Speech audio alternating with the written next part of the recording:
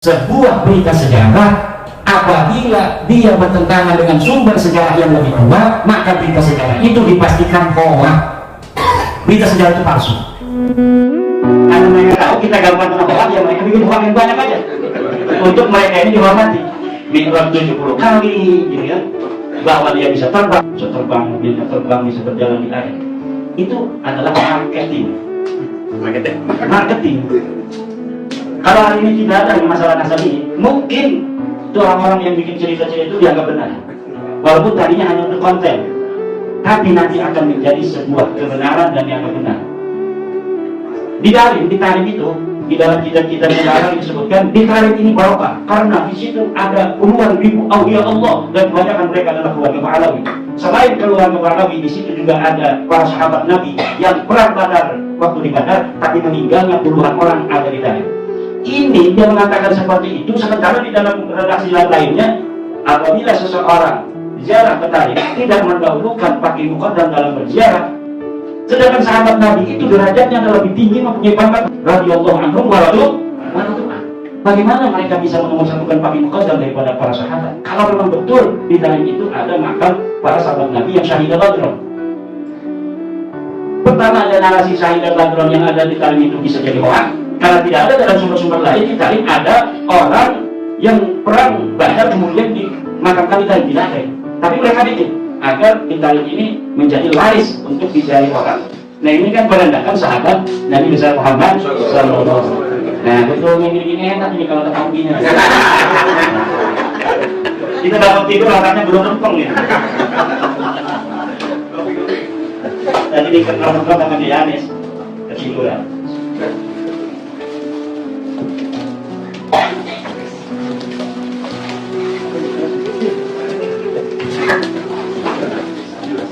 Ini orang-orang kita hari ini banyak yang belum paham, makanya penting acara ini kayak hari ini tadi ngomong dengan begitu sangat sistematis. Kayak hari ini menekankan bagaimana kita sekarang ini menyadari ada hidden agenda dari orang-orang ini menguasai kita tanpa kita sadari. Nah, ini hanya satu yang bisa untuk melawannya apa? Al-Asobiyah. Yang bisa melawannya hanya Al-Asobiyah, fanatisme. Ibnu Khaldun itu mengatakan keluarga yang punya asobiyah yang bisa menjadi pemimpin di masa itu. Kalau keluarga tidak punya asobiyah, maka dia akan ditindas oleh orang yang lebih kecil dari dirinya. Asobiyah itu seperti ini. Di kampung kita desa ada satu keluarga besar, jumlahnya 2.000 orang, seluruh jumlah penduduknya 5.000. Ada satu keluarga besar yang ada 2.000 orang, tapi dia tidak pernah jadi kepala desa. Dan ada keluarga kecil yang jumlahnya 100 orang, 200 orang. Ini orang-orang ini aja yang jadi kepala desa di desa itu. Kenapa? Karena yang 2.000 orang ini tidak punya asobiyah. Dia berpecah belah. Sedangkan Rasulullah mengatakan wala tanazalu pada hukum. Jangan berpecah belah. Orang Jawa, orang Indonesia harus punya sebuah asobiyah. Kalau asobiyah fanatisme ke Indonesia ini hilang, kita akan bisa dijajah oleh bangsa lain. Undang-Undang 45 sudah direvisi. Apa istilahnya itu di amandemen bahwa orang Indonesia yang tidak asli pun asal dia menjadi warga negara Indonesia itu bisa jadi presiden di Indonesia. Ini karena kita kurang asobiyah. Padahal PDI banyak sekali itu di Senayan. Betul? Kenapa? Hari ini kita harus mulai, jangan sampai asobiyah ini hilang. Asobiyah kan Indonesia. Sekarang asobiyah di Jawa Tengah. Jangan sampai Jawa Tengah lalu. Harus ada asobiyah Jawa Tengah. Lah ada orang Jawa Tengahnya milihnya orang lain. Dan ini nanti akan dileceh kalau istilah orang Banten. Tahu dileceh oleh orang lain. Kalau sampai kalah orang Jawa Tengah ketika calon presiden di Jawa Tengahnya kalah. Kurang percaya diri. Malah milih yang lain. Lah ini adalah yang buatan PDI. Milihnya bukan orang PDI. Ini asobiyah PDI-nya aja nggak ada, apalagi asobiyah Jawa Tengah. Ini yang dipentingkan oleh bangsa kita hari ini, asobiyah. Kata Ibnu Khaldun, as-sultatu li ahli asobiyah. Kekuasaan itu bagi ahli asobiyah. Kalau orang tidak punya asobiyah, fanatisme, ini tidak mungkin klannya itu menjadi pemimpin. Nah, kalau untuk musuh, kita haruskan jangan fanatisme kesukuan, nggak apa-apa. jangan fanatisme daerah, nggak apa-apa kita hembuskan. Tapi hembusan jangan fanatis itu kalau dihembuskan oleh musuh kita ke kita yang besar ini akan hancur. Kalau kita termakan oleh kata-kata manis, jangan fanatik. Sementara fanatisme itulah yang menjadikan kita kuat. Ini sudah teori politik menurut Ibnu Khaldun. Lihat di Al-Muqaddimah karya Ibnu Khaldun, Al-Muqaddimah di kitabih Al-Ibad, itu as-sultatu li ahli al-asabiyyah. Keluarga di satu desa yang tidak punya persatuan asabiyyah, ketika ada keluarganya nyalon nggak pernah dia itu pendukung, dia mikir, kita kan harus jadi pemimpin yang bisa baca musolli segala macam gitu. Nah ini kalau sudah begini, kekuatan besar itu sia-sia. Kenapa? Yang didahulukan harus asabiyah. Karena asabiyah itu akan membuat sebuah pemerintahan langgeng, damai, tentram.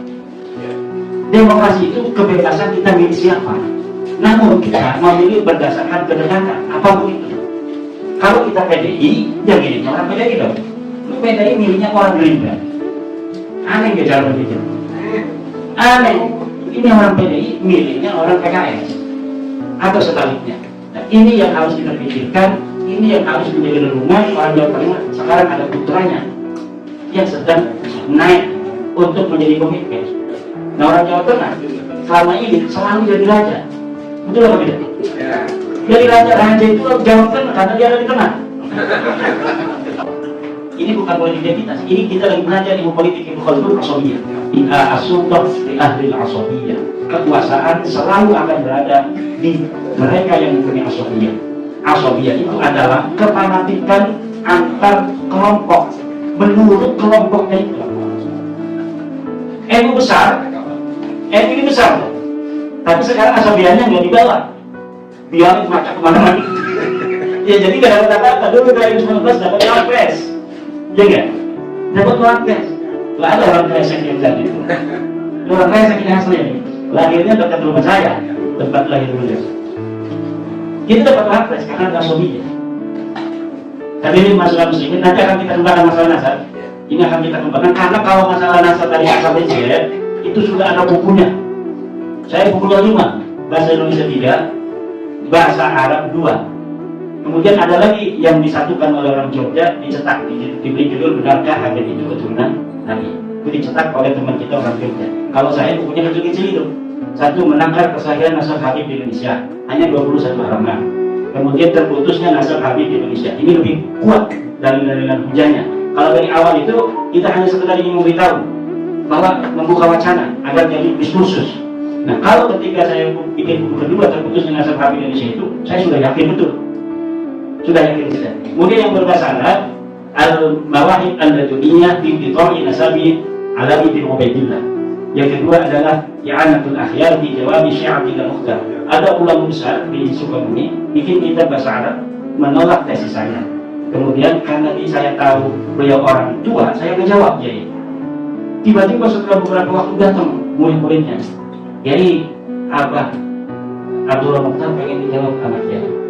Saya nggak mau jawab Kiai Abdullah Mukhtar karena beliau ulama sepuh 80 tahun dan aslinya orang Kresek juga. Kakek beliau Kiai Mairan itu pindah ke Sukabumi, kemudian punya cucu Kiai Syekh Abdullah Mukhtar. Kalau di Jawa Barat ya yang paling tua sekarang beliau, yang paling dijadikan panutan ulama segala macamnya. Saya nggak mau jawab, tapi karena memaksa, bilang Kiai katanya kata Abah harus menjawab aja. Bikin bahasa Arab, tulisan bikin bahasanya bahasa Arab. Akhirnya saya bikin bahasa Arab judulnya I'anatul Akhyar fi Jawabi Syekh Abdullah Mukhtar. Itu bisa di-download semua di maktabah.anur.com. Maktabah yang ada di Uni Emirat Arab itu sudah ada di Maktabah Uni Emirat Arab, dan tinggal dicari Al-Mawahib Al-Duniyah atau cari Mahdudin Usman Al-Bantani. Itu nanti 20 kitab saya yang bahasa Arab itu kelihatan semua dan semuanya bisa di-download. Saya mengarang dalam bidang keilmuan itu beberapa buku. Pertama Al-Fiqhul Nahdiyah fi Usuli wa Furu'i Ahlussunnah wal Jamaah. Kedua Fiqhul Hadarah Daurul Jam'iyyati Nahdlatul Ulama fil Hadarah Al-Islamiyah fil Alam wa Indonesia. Kemudian kitab As-Sultanah Al-Mahdiyah tentang politik dalam pandangan NU. Kemudian ada kitab tentang Syarah Al-Alfiyah, Al-Manahijus Shafiyah fi Syarhi Al-Alfiyah. Itu bisa di-download. Dan kalau sudah baca itu ya nggak mau baca lainnya. Saya yakin, kenapa enak dibacanya? Menurut saya ngarang. Karena setiap bait dari Alfiyah itu langsung ada i'rabnya, dan kalimat-kalimat ghalibahnya itu langsung bisa paham. Jadi walaupun kita mengaji kitab Alfiyah yang tidak ada coretan dari guru, dengan membawa kitab saya itu semuanya akan bisa kita ajarkan kepada murid itu. Karena yang sulit i'rabnya ada di bawah, yang sulit kalimatnya ada syaratnya. Nah, itu Al-Manahij As-Sofiyah Bisyarhil Alfiyah. Kemudian Jawhar Maknun saya sarahi dengan Asyraful Maimun fi Syarhi Al-Jawhar Al-Maknun. Kemudian dalam ilmu mantik Sulam Al-Munawwarah saya sarahi dengan kitab Ruhul Mantiqi fi Syarhi As-Sulam Al-Munawwarah. Kemudian dalam kitab Amil ini untuk ngaji, asalnya untuk ngaji santri, tapi ternyata sekarang banyak dibeli oleh orang-orang dari pesantren lain. Akhirnya sekarang kita buka juga, kita berikan untuk siapa saja yang mau mengaji kitab itu Matnul Alamil, syarat Matnul Alamil yang disebut dengan An-Nailul Kamil. Itu cara bagaimana membaca kitab kuning untuk para pemula. Kemudian ada juga kitab tentang itu ilmu hadis, Al-Muhimah bi Syarhil Baiquniyah. Jadi nazam Baiquniyah itu saya sudah syarahi dengan Al-Muhimah bi Syarhi Al-Baiquniyah. Kemudian kitab Al-Faraid itu kitab nazam Matan Nabiyah saya syarahi syarah Matan